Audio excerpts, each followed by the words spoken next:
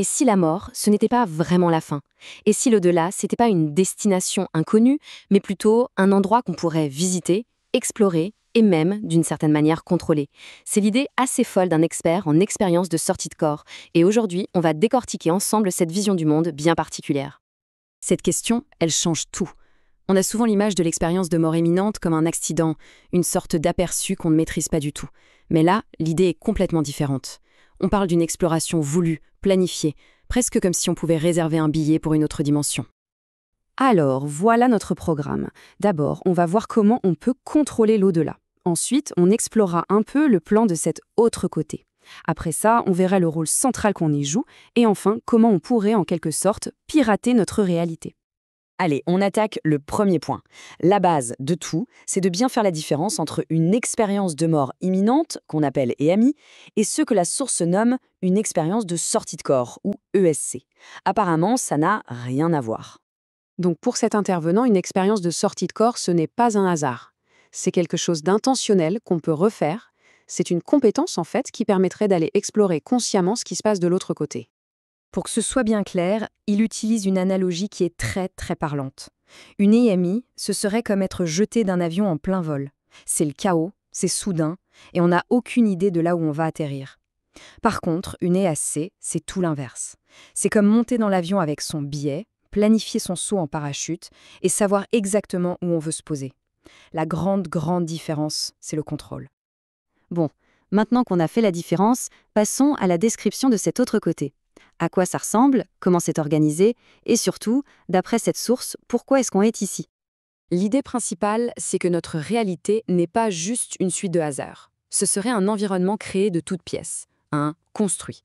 Il faut imaginer une sorte de simulateur hyper avancé ou une immense scène de théâtre avec des règles bien précises et un but derrière tout ça.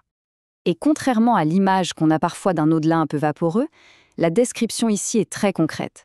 Ce serait un endroit où l'âme est physique, où on retrouve toutes les joies de notre monde, mais sans les problèmes, sans les limites. En gros, ce serait notre vraie maison. La structure de ce construite serait même super précise. La source parle de 12 royaumes différents qu'on pourrait explorer, et elle précise qu'au tout début, il y en avait 13. Ce chiffre de 12 reviendrait tout le temps, comme une sorte de signature dans l'architecture de cet univers. Et là, on touche au point crucial. Le but de notre existence ici, dans ce monde matériel, ce serait de faire l'expérience de ce qui est à l'opposé de notre vraie nature. La limite, la séparation, la peur. C'est en vivant ce contraste qu'on acquérait une forme de sagesse qu'on ne pourrait pas avoir autrement. Et ça nous amène directement à l'idée la plus profonde de cette vision du monde.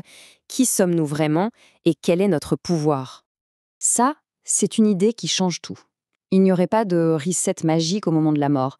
La personne que l'on est, avec sa conscience, sa personnalité, ce qu'on a compris ou pas compris, eh bien c'est cette même personne qui continue de l'autre côté.